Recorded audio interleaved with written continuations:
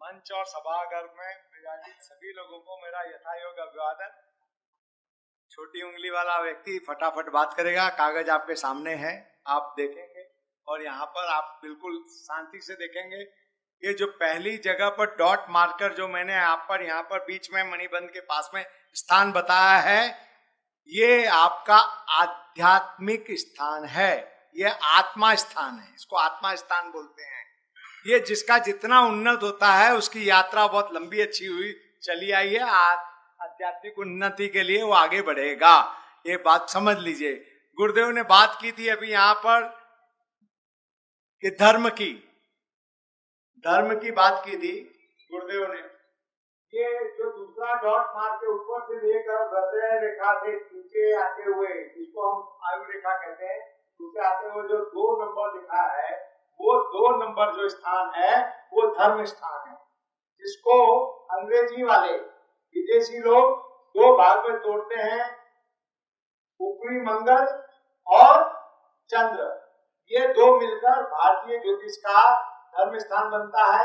ये स्थान जितना मजबूत होता है उतना व्यक्ति बड़े प्रबलता के साथ में अपने कर्तव्यों को निभाते हुए धर्म की ओर बढ़ता है।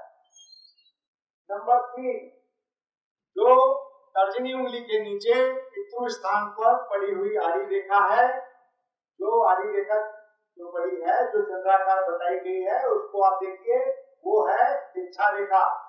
जैन मुनि अक्सर ये पूछते हैं कि इस बच्चे के हाथ में दीक्षा रेखा है या नहीं है, तो इसके ऊपर कुछ प्रयत्न किया जाए तो छोड़ दिया जाए। ये दीक्षा रेखा है, ये अध्यात्म की ओर आपको अग्रसर करती है। नंबर 3। नंबर 4 में ये जो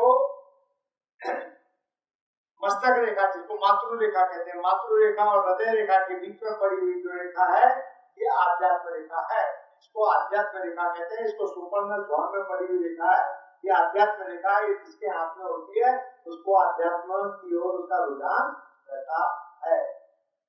नंबर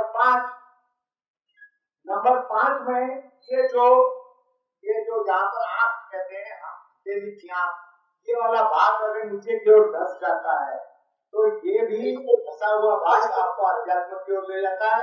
ये लोग मृत्यु के बारे में बहुत ज्यादा अध्ययन करते हैं। नंबर 6,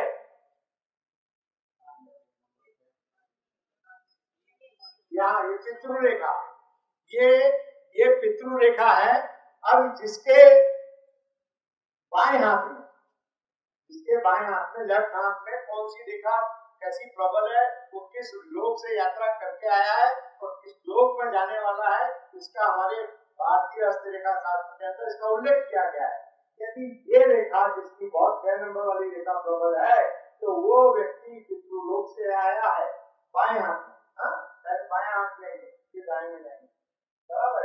और 7 नंबर की रेखा जिसकी प्रबल है वो मृत्यु लोक से आया है, और जिसकी 8 नंबर की रेखा प्रबल है वो स्वर्गलोक से आया है, उसका आगमन स्वर्गलोक से हुआ है।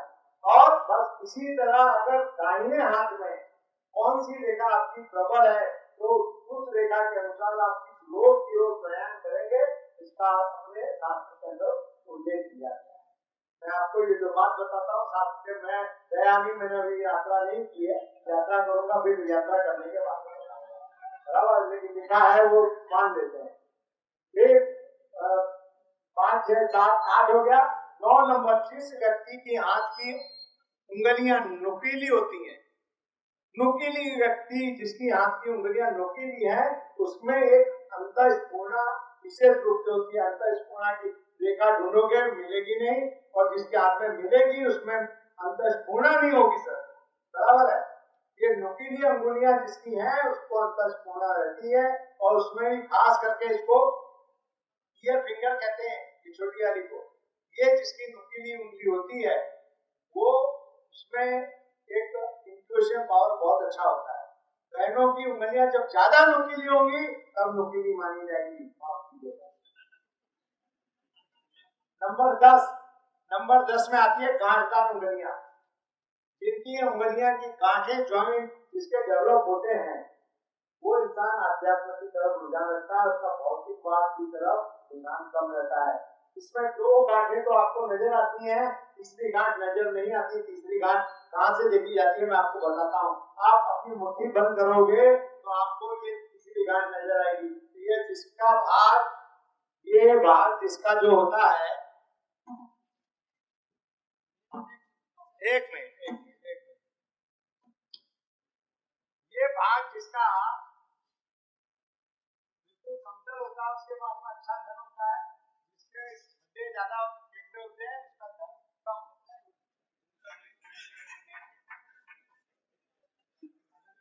तो बात है, अब ये आते हैं यहाँ पर, ये जो हमारे वलय हैं मणिबंध, मणिबंध के अंदर भी धर्म अर्थ काम मोक्ष ये 4 वलय होते हैं। कौन से वलय आपके कितने मजबूत हैं मणिबंध के, उसके अनुसार आप कितने धार्मिक होंगे ये कहा जा सकता है। अंत में वहां पर मछली बड़ी, उसका नंबर डालना रह गया, वो मछली भी मणिबंध के बीच में जब देखी जाती है इंसान धार्मिक हो जाता है। अस्तु, नमस्कार। और क्या बोलूं, समय कम है। जो देखो, और जो भी अध्यात्म के बारे में और भी कुछ कई पॉइंट हैं। किस व्यक्ति की जो जीवन रेखा की शुरुआत है, जीवन रेखा की शुरुआत है, एक मिनट इसको लगा दीजिए जरा। ये 3 नंबर के पास में हमें आप तीर्थ रह गए भैया, एक मिनट तीर्थ, 2 मिनट लीजिएगा। तो 3 नंबर के पास में जो पितृ तीर्थ लिखा है ना, वहां पर यदि शुरुआत में जीवन रेखा की शुरुआत में यदि जव पड़ा है तो आप किसी विशिष्ट प्रयोजन से आपका जन्म हुआ है, ऐसा बालक देखिए तो बड़ा दिव्य वो होता है, बचपन बढ़ जाएगा, जहाँ पूजा होती है पढ़ाई लगा लेगा, जल्दी श्लोक याद कर लेगा, वो बड़ी दिव्यात्मा है। तो किसी विशेष कारण से, और गीता में भी कहा गया है कि आपको परमानेंट मोक्ष नहीं मिलता, जितना आपने अच्छा काम किया है उतने दिन के लिए आप जाके रह आओ, उसके बाद में लौट के तो आना ही है। ये गीता में तो बिल्कुल स्पष्ट तौर पर लिखा है। क्षीणे पुण्य मृत्यु लोके विशंति। तो अब यहाँ पर ये कोई काया तीर्थ है, ये पितृ तीर्थ है और ये ब्रह्म तीर्थ। जीवन रेखा के अंदर जो अंगूठे के मूल के पास में वो ब्रह्म तीर्थ है, ऊपर पितृ तीर्थ है और कनिष्ठिका उंगली के नीचे काया तीर्थ है। ये 3 तीर्थ में जो तीर्थ आपके हाथ में प्रबल है, उस तीर्थ में जाने से आपको मोक्ष की